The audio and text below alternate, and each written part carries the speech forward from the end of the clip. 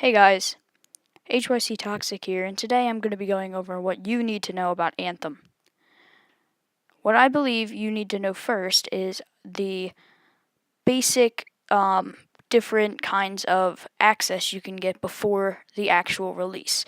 The release is February 22nd, and the first one I would like to go over is the VIP access, and this is the 25th through the 28th of January.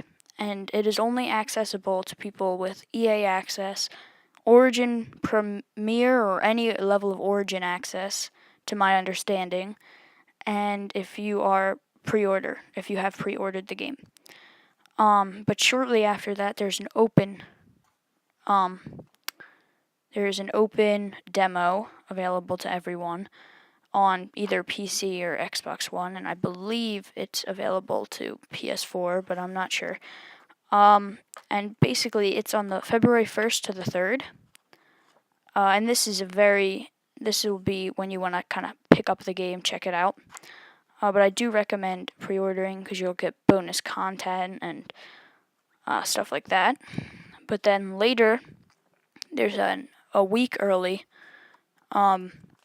access, and basically you get it for an entire week before the game comes out for everyone else. But the only way to participate in this is if you have Origin Premier. So if you're lucky enough to have that, make sure to check the game out. There's also a 10-hour full access of the game on that same date, February 15th, but only if you have Origin Basic or EA access. So if you do not have any of the following, you're going to have to wait for the release date on the 22nd of February. The next thing I'd like to go over is just some all-around kind of like random stuff I think you should know. There is multiplayer, of course, in the game, if you did not already know that. In fact, the video in the background is another YouTuber playing the game, and he is playing multiplayer and actually doing a specific, I guess you could call it a raid, but it's really called a stronghold in the game. Also, cosmetic-only microtransactions. So the only microtransactions you can purchase are cosmetic, so it will not help you in the game. And that is what we know right now. There are no loot boxes, although even though this was said, I'm not 100% sure of this, but one of my sources said that that it is true. You're not on Earth in any part of the game, apparently. That I thought was interesting. There aren't any other Anthem games in creation right now. Like some, I don't know, Mass Effect or something, while making it, they might have been working on the next one. But Anthem, this is the sole one because it's going to be a live game. You can there's destruction of your surroundings, but it shouldn't be permanent. Like, eventually it'll be reset. There isn't any AI help, so you can't call in for AIs to help you on missions. It's all real people. You can swap Javelins and choose different ones throughout your story, but you cannot do this during a mission. Next, I'm going to be talking about the customization options. So there are materials and colors that you can pick from, and also armor pieces. So you could choose the Legion of Dawn headset and the whole Legion of Dawn outfit, but then you could also change what material it's made out of, so fabric or metal, and then you can change the color of it. So you could make it gold or a bright red for the fabric or something. You can save presets along with save custom-made colors so you could know what colors you used before, and there are multiple save slots for your outfits. Rarities in the game consist of common, uncommon, rare, and epic. Your gear score or power level is basically the power level of all your gear added up, and that is how the game determines what kind of rarities you're going to find. And then after post game, once you become level 30 and unlock like legendary missions and stuff, you can unlock masterwork and legendary weapons, which is going to be a lot of grind. There are 5 attack types or elements, and that's kinetic, acid, lightning, fire, and frost. All the javelins have abilities. Some not in all of the like areas, but most have at least one attacking ability or support ability in each of the areas. Now I will talk about which like javelin you're gonna want to play. I'm gonna give you some basic things that you would want to know so you can pick immediately what javelin you're gonna want to play. So I'm gonna start off with the Ranger. The Ranger is similar to an Iron Man figure. He's not bulk, and he has decent mobility or maneuverability. He has a good shield, and he has range and explosives. He has every element type for his grenades. He has his ultimate ability or his super is like a rocket spread. It locks onto every enemy in the area and shoots a rocket at them. That should kill them unless it's a boss.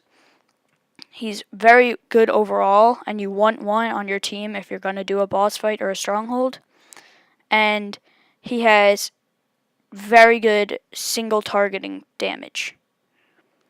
The Colossus is like a big Hulk buster. He has the most health, no shield, so his recharging of health is really bad, and you need to pick up items that have been dropped from enemies to recharge your health.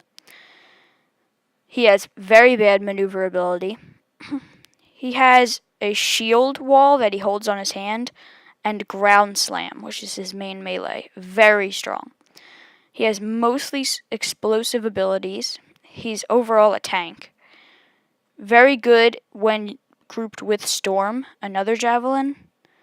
And he has flamethrowers and acid spitters, and his ultimate is a giant rocket launcher that shoots like 3 rockets.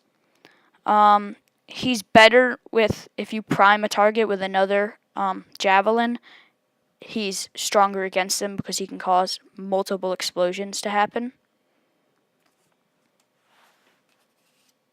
Next, we have the Storm. He mainly has, he's like your warlock, basically. He's got fire, frost, and electric abilities, but no acid or kinetic. He kind of floats up in the air and can stay in the air the longest, and has like a shield, but he can't hide behind things, so he will take a lot of damage. He has a lot of power and primes a lot of enemies, meaning that they have, priming means basically that they have been affected by one of the elements in some way. And they're very weak. Like if they're frozen, they become very weak.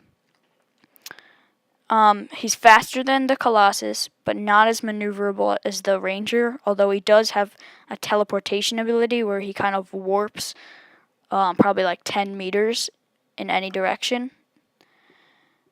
His ultimate unleashes a heavy fire, lightning, and frost blast, and then finishes with a giant meteor striking down and hitting the area. Our final topic we're going to go over, and final javelin, is the Interceptor. I personally favor this one the most because of its amazing maneuverability. He has 3 jumps and 3 dodges, which is the most out of any of the javelins. He has a great melee attack, but he has not so great range. Most powerful at close to medium combat. He has an acid and kinetic main abilities, and he has very little fire, ice, and lightning abilities. His speed is the highest of all of them, so is his maneuverability. He has ninja-like moves, like a ninja star, and he can support the team by increasing overall team damage on something. So very good for boss fights as well. Also could be used to take out lots of mods.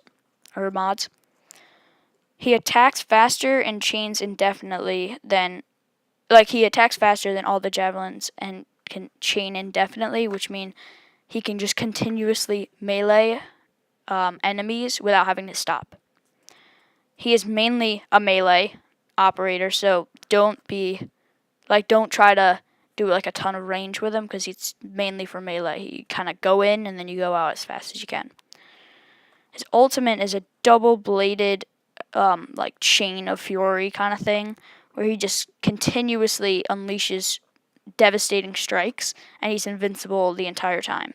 If used correctly, it should do the most damage out of all the other abilities. That's all for today. Thanks for watching.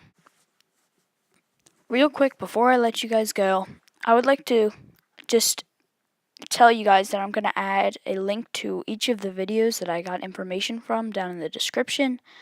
I have information from other sources as well, so if you can't find something in the videos, that's because I used other sources for it.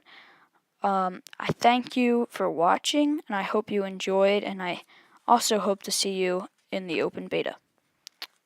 Hit the subscribe button, and make sure to like the video.